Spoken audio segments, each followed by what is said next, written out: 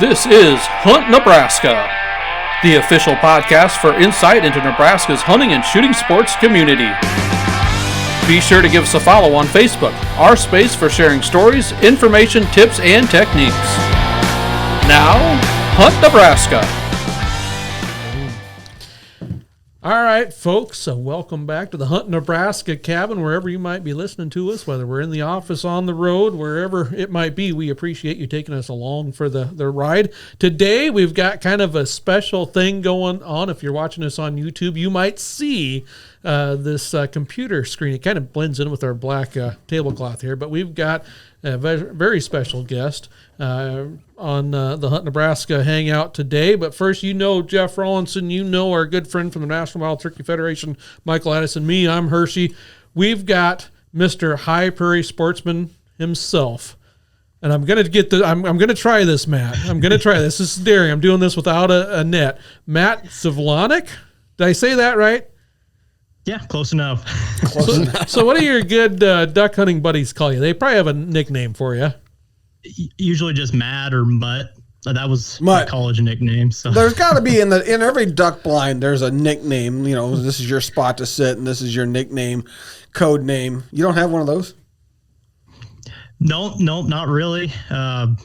Duck retriever, I guess, would probably be the most common one. There you go. Duck getter. There you go. Yeah.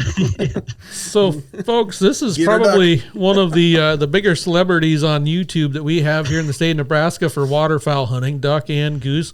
That's kind of where I ran into Matt. We're going to get the Matt story here of High Prairie Sportsmen just to kick things off. But I got to say, the first time I ever run across one of your videos, I was on YouTube looking for something to do, sitting behind. I'm sure I was at the office because I'm always looking for things to do there.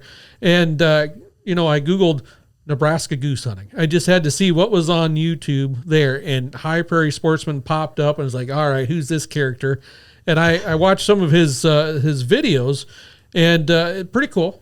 I mean, there were some neat things going on there. And in fact, he spent a good amount of time on public hunting, which we'll talk about here in just a bit. But one of my favorites, I think it was the second video that I got to see, had a scene. You were on some, I believe, Sandhill Lake, Matt, and you were duck hunting at the time. I think there was 3 or 4 of you. And a gentleman by the name of Jackson Ellis. Heard of him. You were getting video of him paddling back from his truck after, it was like his second trip of the morning because he forgot his shotgun. And folks, you might remember Jackson from some of our beginning Hunt Nebraska podcasts. He was our hunter ed coordinator for what, Jeff, a couple of years? About 2 years. So the guy right down the hallway from most of us, made this video, and I love it that he forgot his shotgun. Now, he told us he went duck hunting that week or weekend, but he never said anything about forgetting his shotgun at all. So kind of a mutual friend there. And understand, Matt, Hershey loves it anytime you screw up. And I'm going to have to be careful with that because, he's just one of those guys that does. I love Jeff. Yeah, it's been if fun. You're going to screw up, just hide it from Hershey because not only does he love it, he likes to get footage of it. He likes to use it against you when you don't want it to be used against you in the future. So just FYI, Matt. So let's start out. Give us the lowdown. You're a native Nebraskan. Yep. I grew up in Nebraska on a small farm in southeastern Nebraska. Started duck hunting here when I was 3 years old with my dad and my cousins. And then over the years, kind of just cut my teeth at it. Shot my first duck with my cousin. I got some cousins out in far western Nebraska. And shot my first duck out there, and it was a banded Drake mallard. Ooh. First duck. First duck. They're spoiled. They're all banded. No band since, and that was 20 years ago now or so. How many banded birds have you shot in those 20 years? Just the one. At least he got it out of the way. I'm with you, Matt. My second duck I ever harvested was a hen wood duck.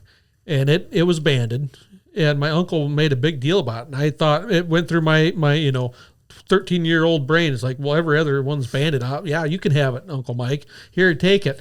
And it wasn't until later that I realized it's not every other duck. It's a lot further away than that. I've been fortunate to get another wood duck that was banded, but that's been kind of it. That's pretty cool. Now, you went to school here at the University of Nebraska, correct?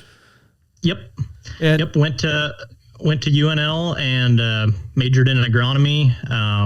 I helped co-found the Pheasants Forever chapter there, and then graduated and came across the state and been here ever since. Now you're still kind of in that natural resource agriculture side of things, which I think is kind of cool. So you've got a day job, High Prairie Sportsmen, which is your YouTube channel. How did that get started, and how far back does it go?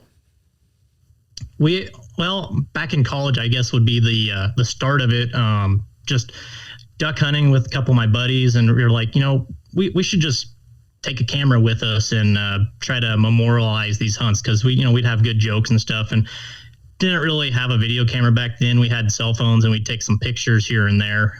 So it didn't really get serious until September 2017. I got, I've been working full time a few years, had some money, and I was like, I'm just gonna get a GoPro and see what happens.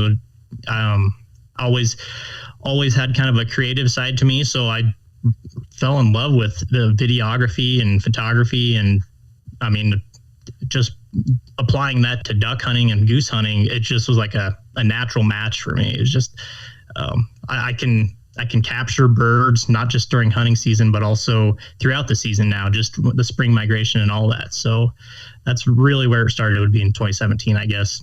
Oh, wow. So that doesn't seem like that long ago, Jeff. Probably, Michael, probably a long time for you. It's been the year after I graduated high school. That was a few seasons ago. Is all that was. I mean, I'd probably tell you what 2017 I might have had for, camp dinner at the last grouse hunt on 2017. I mean, that's not that long ago. But, you're kind of a big deal, right? I mean, you've been doing this for, 7 carry the 3 the 1 to 6 years now, and you're kind of bringing the love of hunting to a lot of folks through your work here. Yeah, I just want to I want to share my passion. I'm passionate about waterfowl. I always have been since that first time I went out when I was 3 years old, and this is a great avenue to do it. And I love helping people get outside, and even if it's not duck or goose hunting, just explore the outdoors and realize why these resources are important. See, that's pretty cool. He and I are very similar. We have very similar traits. I just lack being creative. I'm not creative enough to do what you're doing. But I love duck hunting, love sharing it. I just lack creativity. Well, what I think is really cool, and what's kind of drawn me to a lot of your videos, and folks, again, you're going to want to check that out on YouTube. High Prairie Sportsman is the channel. We're sitting here with Matt. Is that it's not the unattainable.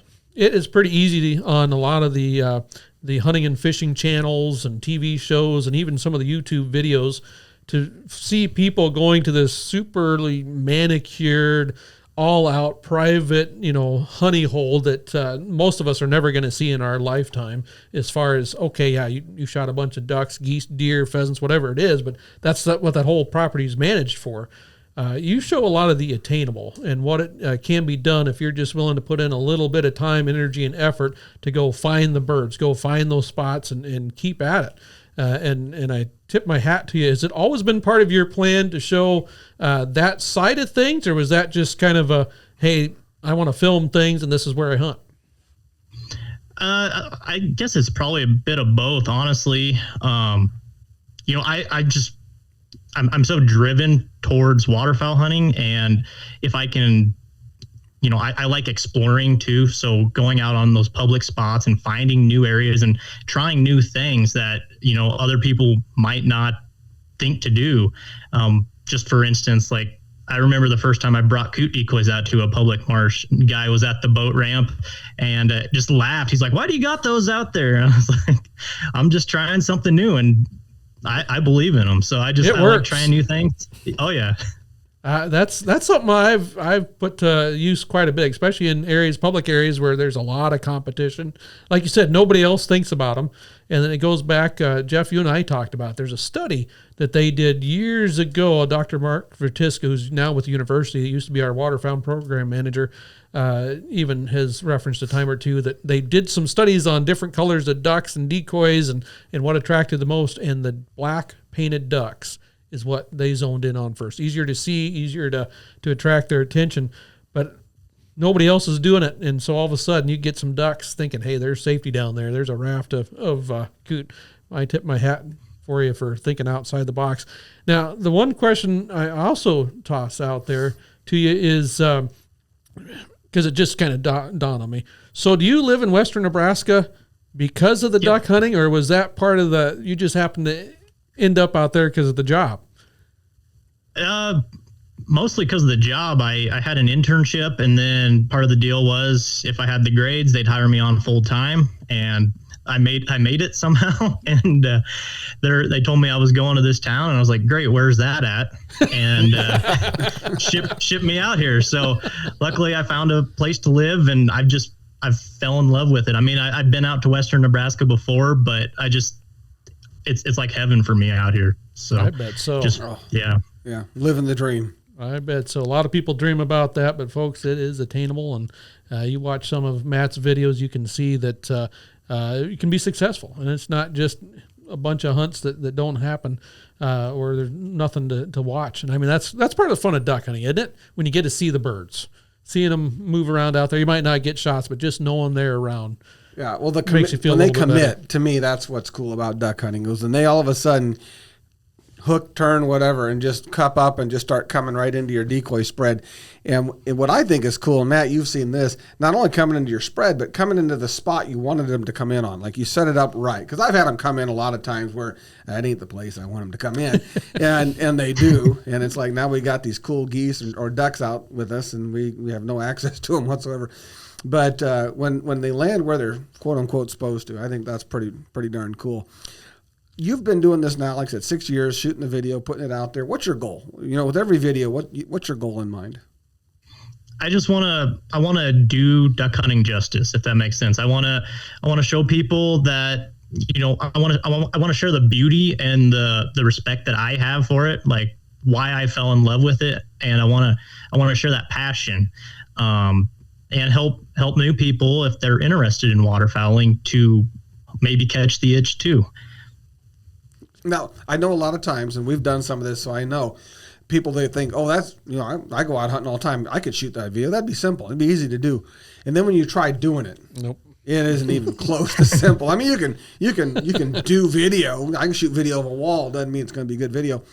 But what was the most challenging aspect when you first started doing this? What was the most challenging aspect of trying to shoot this?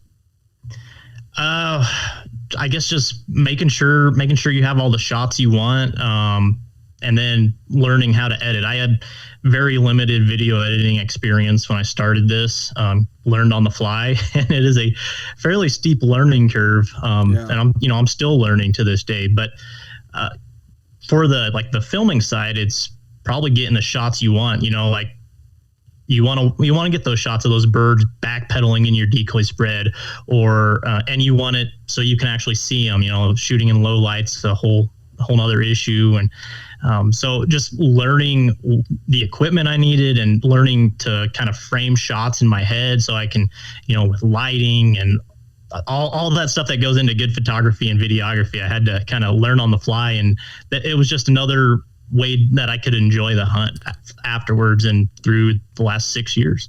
And that editing piece, you're so right. I'm going to tell you right now, I think that's what separates people who want to do this and people who can do this. I'm in total agreement with you. When we first started doing some of the video work, it was very important to me that Hershy learn how to edit as well. Very important to me. Huge issue for me, actually. I was going to offer up, Matt, if you ever need some B-roll that is B grade and just of a snowy goose field with nothing going on, we've got hours of that you can work on and make it look good. Very scenic. Yeah, we also have some B-roll with language that's probably not good either. But the A-roll, though, the A-roll. That's why you overlay music on those parts, Jeff. Well, things don't always go as planned. Oh boy! I will say, speaking of shots and good shots and setting them up, some of my favorite shots from your videos, Matt, are the gun cams. Whenever you're getting shots on the geese or the dove or the ducks or what have you, that's some of my favorite footage is watching through that barrel cam. It's always pretty neat seeing that. Yeah, I just picked those up a couple of years ago, and it's besides that, it's also a great learning tool for me. It helps me understand how I miss them too. So that's a great benefit. Now, I've noticed that I know how you miss them. Yeah. You don't hit them. I've noticed that oftentimes just before you stand up or shoulder the shotgun, there's a tapping. Is that on the camera or is that just a habit now for good luck? No, you have to. That's how you activate it. You got to give it a quick little tap so it turns on. Jeff's the same way. If you're sitting in the goose pit for very long, you've got to. Hey Jeff, they're coming in. They're coming in. Well, after voluminous amounts of biscuits and gravy and eggs and I got a nap. I'm sorry, but there's the glamour. That's the glamour part of duck hunting right there for sure. I bet so. So how'd you come up with the name High Prairie Sportsmen? Well, historically, so the whole state of Nebraska was some type of prairie, either tall grass, short grass, or mixed prairie. And then being in the high plains region, I just kind of mixed those two together, just high prairie and then just sportsman, because that's what I try to be every time I go out. Gotcha. Now, I've seen you hunt with some other YouTube personalities and things like that.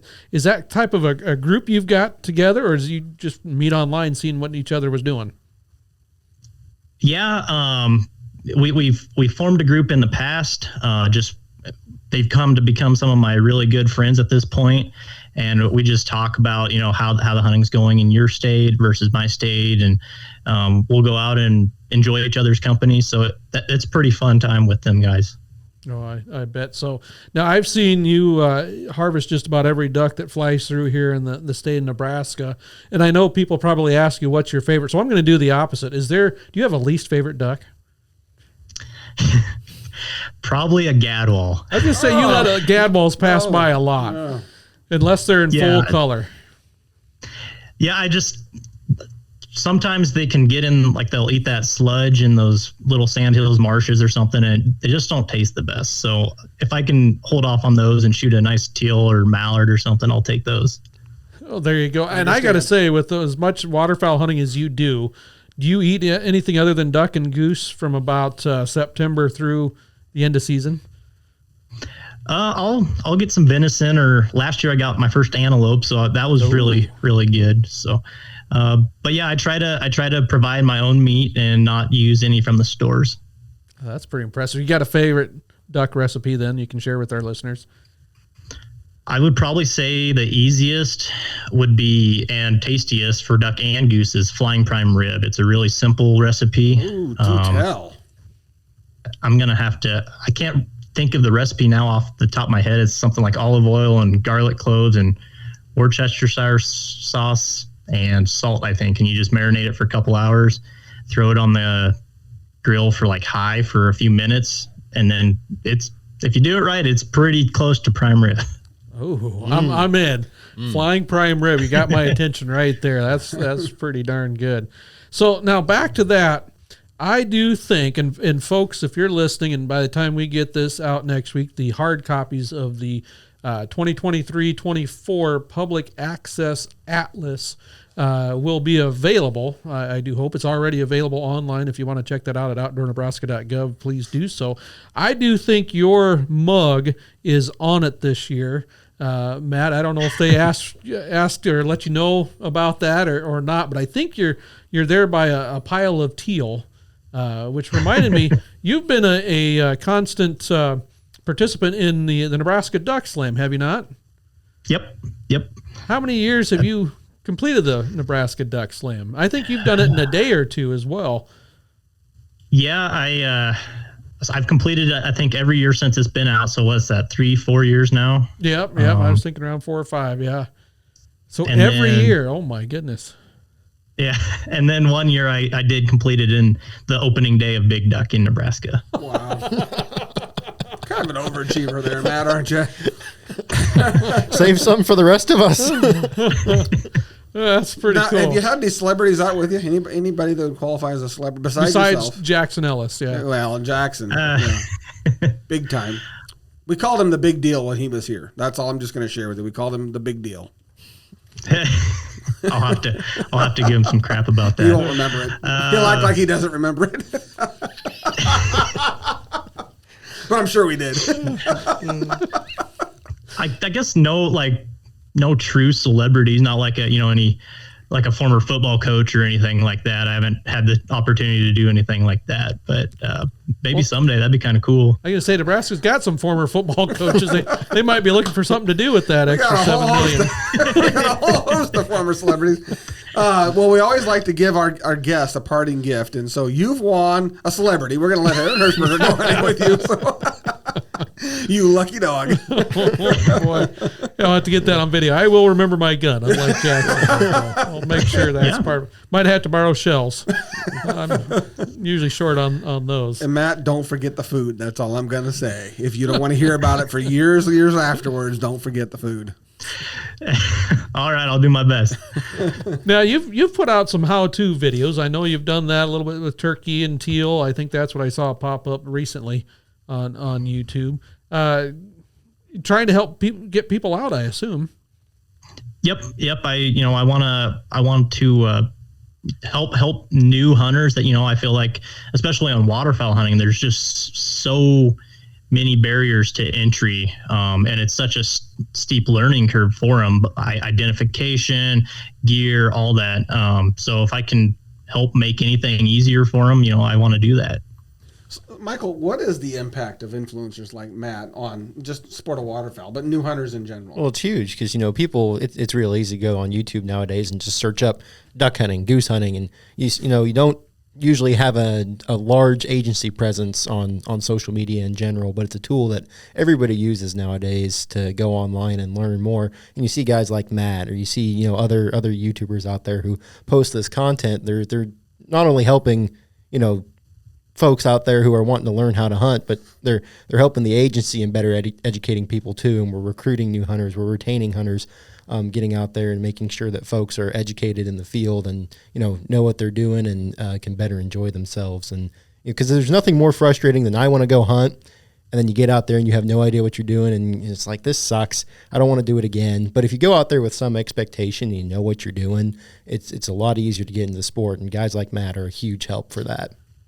I'd especially say localization is a big part of that. Now you don't have to watch how many geese they can shoot up there in the prairies of Canada, for example, where a lot of folks like to test their calls and their decoys and their blinds on birds that haven't had a lot of pressure and a little bit easier to get to. Or you don't have to watch them shooting greenheads out of the timber down in south where they winter and things. You can type in, all right, just like I did, I want to know about Nebraska goose hunting, I want to know about Nebraska ducks, and you can see how it can be. You get a little bit more of, I can see myself in a spot like that because that looks like a spot that perhaps I've got access to here in eastern Nebraska, southern Nebraska, wherever it might be.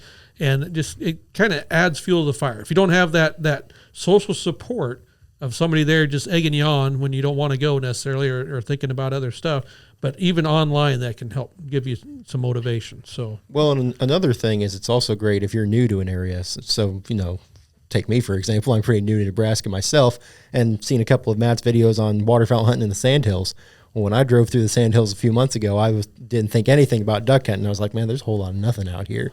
But it's cool to see that you can go duck and goose hunt out there in the sandhills, just besides, your typical grouse hunting or something like that. So you find opportunities that way too by doing that research online and finding these guys. That's an excellent point. And Matt, you spend some times in those sandhill ponds and lakes. Most people see all that sand, they think desert. And what's the last thing you find in a desert? Water. Well, here we're kind of lucky.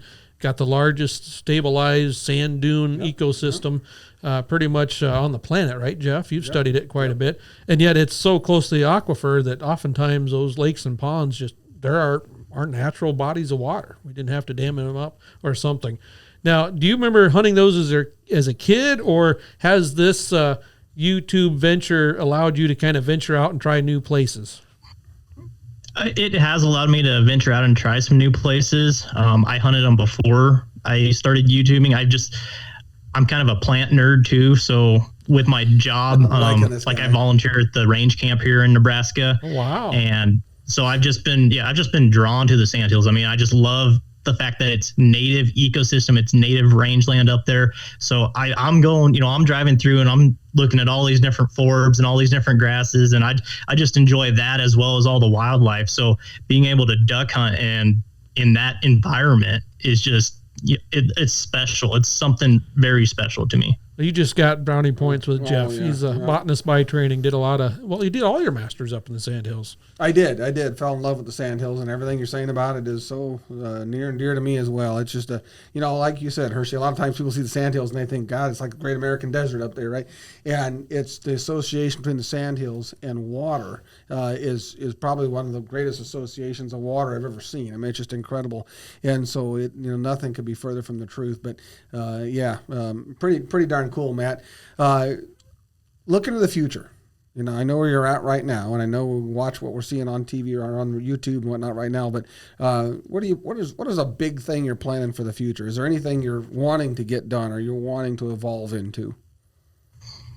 I just like sharing my hunts. There's not really an ultimate goal. I want to try some different stuff. I've put in for a Utah swan hunt the last 2 years. Unfortunately, I haven't drawn yet, but that's on my list. And then like a sandhill crane hunt too. I want to try that someday too, just because I've heard the ribeye out of the sky. So gotta try one of those. Yeah. You bet. That would be interesting. Now, when you go out to do a video, obviously you've got to do a lot of narration. So was that something you learned, or were you just naturally narrating your own hunts prior to the cameras rolling? I always tell people, I used to talk to myself, but now with the camera on my head, I have an excuse. So I like that too. Sounds like justifies a lot of things. Sounds like something Jeff needs. Yeah, justifies a lot of things. You be quiet over there.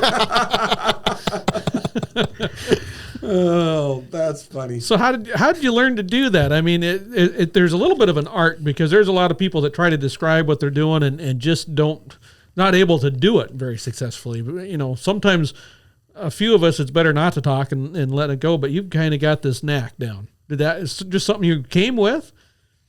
Yeah, I don't know. That's how I've always been, I guess. Now, any of your hunting buddies, before you started filming all this, what are you doing, Matt? Who are you talking to? I'm right here. I just saw what happened. No, not. When people are around me, I don't do it as much. But when I'm alone, I'll. And if you go back to like some of my earlier videos, I even would sing some songs about like what was going on at the time. Like I just kind of make up my own songs and stuff. So you're a natural, man. You're a natural. I have not heard that. We might have a new intro to our Hunt Nebraska podcast. It's like we could be twins. I mean, really, and people think I sing funny songs, but my golly. I take that just one step further. When you're taping with some other of those friends that you've made through YouTube, who are also probably filming for their channels and videos, do you all have to take a break? It's like, all right, I've got to go explain what's going on here, and you're going to go over to that corner, explain what's going on? Because sometimes I'm sure some of your hunts end up on more than one YouTube page. Yeah, sometimes you gotta kind of get away from each other so you can do your intros and outros. Or if you're hunting right next to each other, you just let the camera roll and catch what it catches. But yeah, you gotta. So you don't want to talk over each other. Oh wow, interesting word. As you can tell, we don't care about talking over each other. I was going to say, never bothered us. But. We're not filming either. Now, I just have to ask, and you don't have to give us figures or anything like that. Now, your High Prairie Sportsmen channel, monetized, I assume, and you've still got a full-time job, so it hasn't surpassed that. But is it enough to pay for the addiction that is duck and goose hunting? It helps. It helps pay for some ammo or pay for gas. It's nothing to make a career off of, and YouTube could demonetize hunting tomorrow. So you never know. Gotcha. Now, I also want to know, what are some of the unique avenues that your videos have opened up that you didn't even expect them to open up? What are some of the surprises, I guess? I guess I've had different people reach out to me at times.